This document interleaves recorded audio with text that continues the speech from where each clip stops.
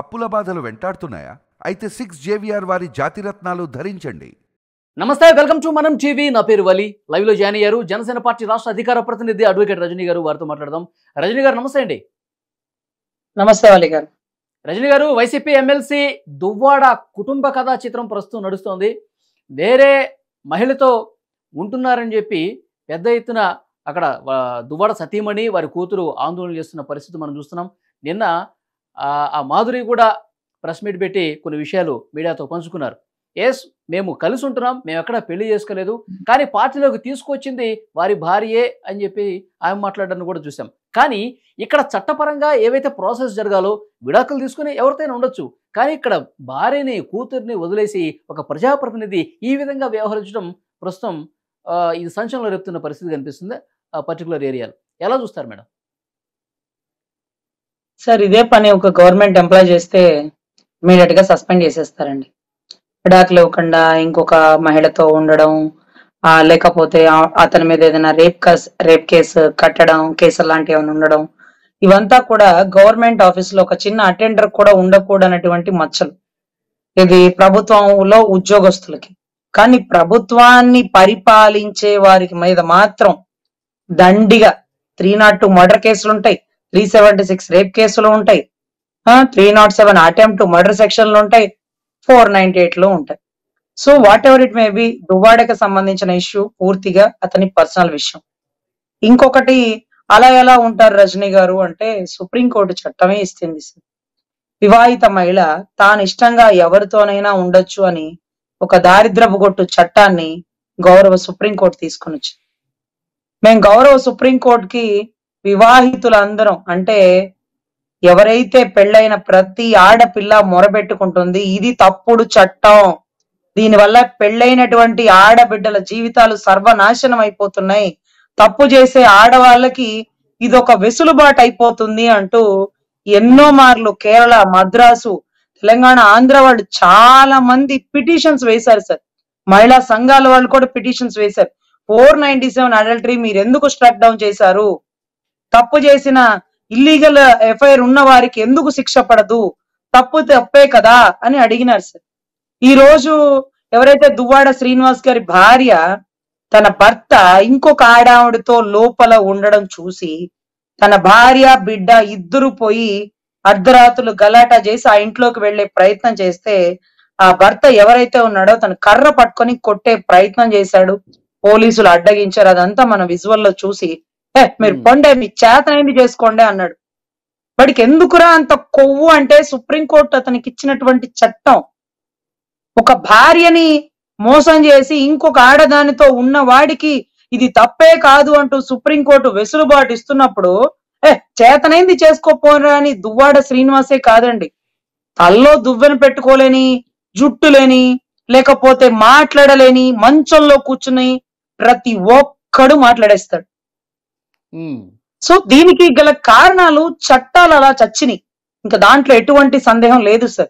ఈ రోజు ఆడబిడ్డ అడుగుతుంది, నాన్న బయటికి రా నాన్న, నాన్న బయటికి రా నాన్న అంటూ ఆ బిడ్డ ఆ భావోద్రేగానికి గురవుతున్న పరిస్థితి. అదే రకంగా మాధురి గారు బయటకు వచ్చి నేను ఉన్నాను, దువ్వాడ శ్రీనివాస్ తోనే ఉన్నాను, నాకు ఇష్టమై ఉన్నాను, ఆవిడే రాజకీయంలోకి తీసుకొని వచ్చింది. అవునమ్మా, తన భర్త గెలుపు కోసం మహిళా సంఘాలందరినీ గ్యాదర్ చేసుకొని ఎక్కడెక్కడ మహిళలు గట్టిగా మాట్లాడే వాళ్ళు ఉన్నారో వాళ్ళందరినీ గ్యాదర్ చేసుకొని భర్త గెలుపుకి ఆవిడొక నాంది అయింది. అంటే రాజకీయంలోకి రమ్మంది కానీ, భర్తతో సహకరించి పనిచేయమంది కానీ, తన కాపురాన్ని చేర్చమని, తన కాపురంలో నిప్పులు పోసి తన భర్తతో వచ్చి కూర్చోమని చెప్పిందా? తన్నే బయటకు గెంటేమని చెప్పిందా? ఆవిడెవరో మాధురి గారు చెప్తున్నారు, నా భర్త మెరైన్ ఇంజనీరింగ్, పెద్ద కుటుంబం, ఆ కుటుంబం, ఈ కుటుంబం. కుటుంబ విలువలు మన నడవడిక మీద ఆధారపడి ఉంటాయి. మా అత్తగారు ఇంత పెద్దవాళ్ళు, మా తల్లిదండ్రులు ఇంత పెద్ద, నువ్వెట్లా నడుస్తున్నావు? పరిస్థితులు ఏవైనా కానీ సొసైటీలో మనం ఉన్నప్పుడు ఎన్ని ఇబ్బందులు ఉన్నా సొసైటీకి అనుగుణంగా నడవాలి. మనం ఎవరితో ఉంటే సంతోషంగా ఉంటామో వారితో ఉంటే మనకి బాగుంటున్నట్టే ఉంటుంది. కానీ చూసే ప్రతి కళ్ళుకి మనం తప్పు చేసినట్టే. ఈ రోజు ఒకటే సార్, మనసు అంటే కళ్ళు వెళ్ళిన ప్రతి చోటకి మనసు వెళ్ళకూడదు, మనసు వెళ్ళిన ప్రతి చోటకి మనిషి వెళ్ళకూడదు అంటూ ఒక సిద్ధాంతం ఉండేది. ఆవిడకి నచ్చింది, ఆయనతో ప్రయాణం బాగుంది, ఎవరైతే ఆమెను తీసుకొని వచ్చారో ఆమెనే కుంగలో తొక్కి ఆవిడ స్థానంలోకి ఈవిడ వెళ్ళిపోయి మీరేం మాట్లాడతారండి, నాకు 3 ఆడపిల్లలు ఉన్నారు అని.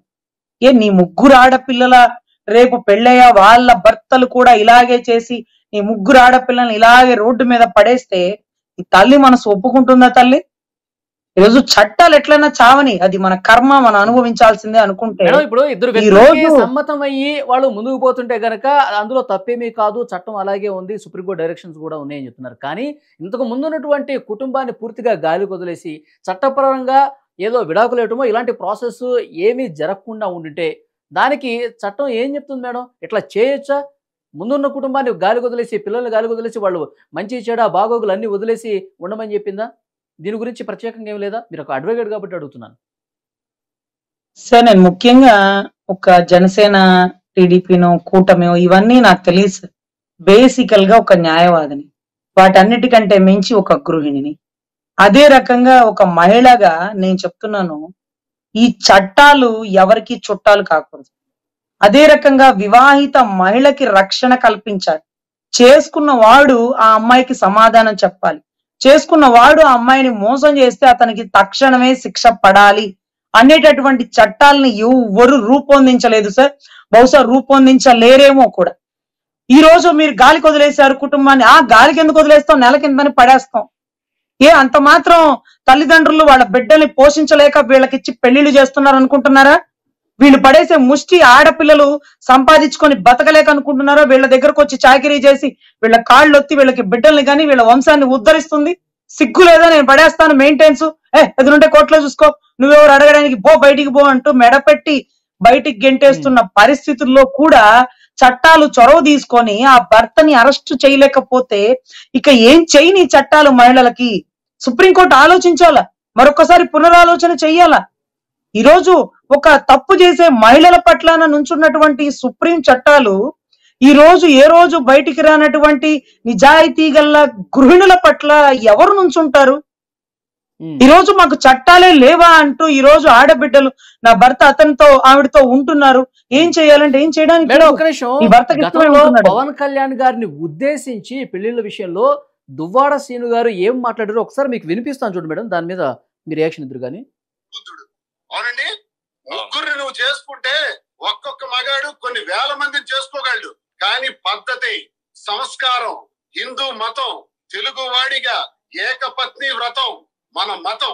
ఏకపత్ని వ్రతం, ఒకే స్త్రీని పెళ్లాడి ఒకే స్త్రీతో జీవితం పూర్తి చేయడం అన్నది మన తాలూకా సాంప్రదాయం. ఆ సాంప్రదాయానికి తూట్లు పొడిచినటువంటి నీచుడు పవన్.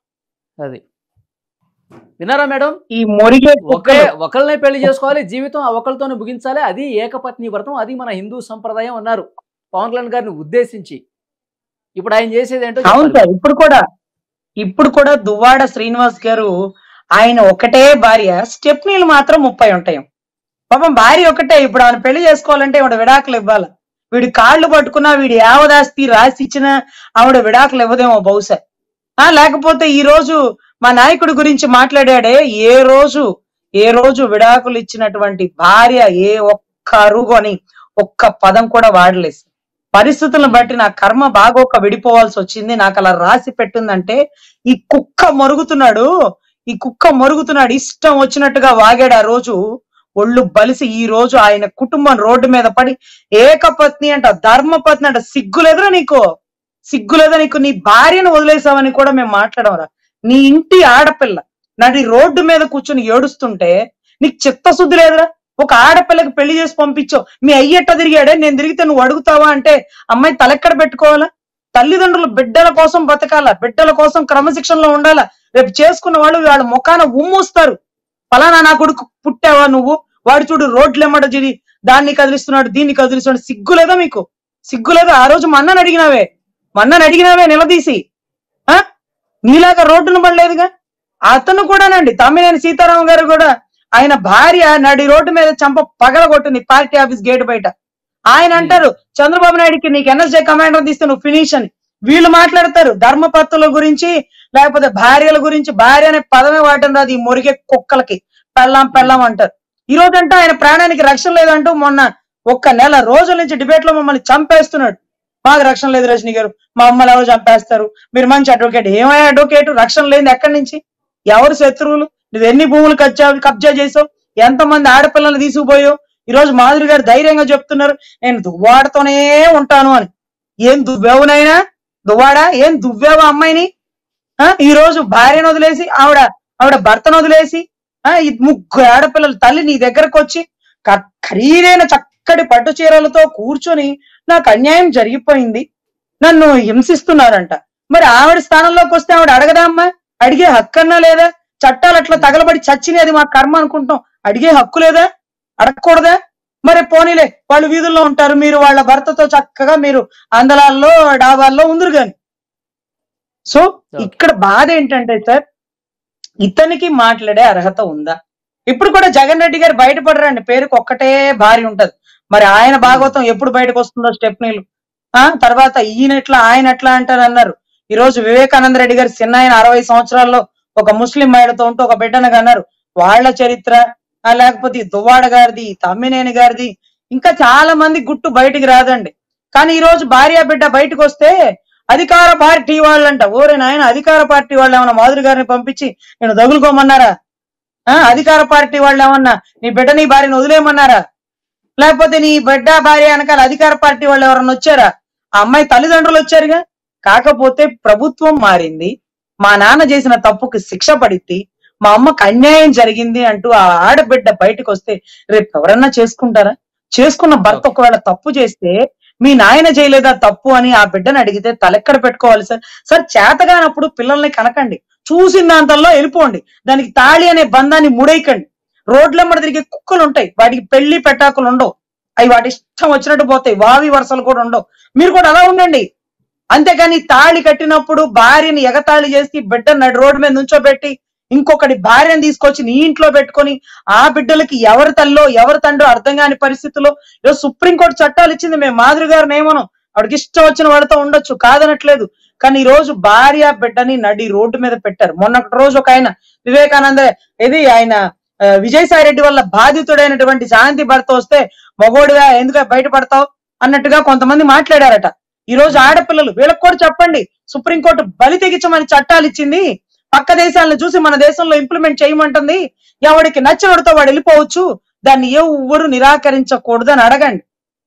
సో దయచేసి ఈ రోజు దువ్వాడ శ్రీనివాసరావు గారు గతంలో బాగా మొరిగారు మా అన్న గురించి. ఈ రోజు చూడు నీ బతికేమైందో. అందుకే జగన్ నువ్వు ధర్మంతో పెట్టుకున్నావు, ధర్మమే నిన్ను నాశనం చేస్తుంది, ధర్మం రక్షిత నువ్వు ధర్మాన్ని రక్షిస్తే అది నిన్ను రక్షిస్తుంది. ఈ రోజు దువ్వాడ శ్రీనివాసరావు గారి బతుకు రోడ్డు మీదకి ఎందుకు వచ్చిందంటే పవన్ కళ్యాణ్ గారి గురించి మాట్లాడినందుకే. గుర్తుపెట్టుకో దువ్వాడ ఈ ఒక్క పదం, ఆయన ధర్మాన్ని కాపాడుతాడు. ఈ రోజు ఎంతో నష్టపరిహారం ఇచ్చి అదే వైజాగ్ కోర్టులో సినిమా హీరోగా ఉండగా 2 చేతులు కట్టుకొని కోర్టులో క్షమాపణ చెప్పుకొని నష్టపరిహారం కట్టి విడాకులు ఇచ్చి ఈ రోజు ఒక మహిళని పెళ్లి చేసుకున్నారు. 2 బిడ్డలకి తండ్రి అయ్యాడు. మళ్ళీ గత 2 బిడ్డలు కూడా ఈ భార్య దగ్గరికి వచ్చి నాన్న అమ్మ అనుకుంటా మాట్లాడేంత సన్నిహిత సంబంధాలు ఉన్నాయి. అది కుటుంబం అంటే, అది మెయింటెన్స్ అంటే. నీ బతుకును రేపు మాధురిని చేసుకో, పెళ్లి చేసుకో, నీ కూతురు వచ్చిద్దాం చూడు నీ పక్కకి.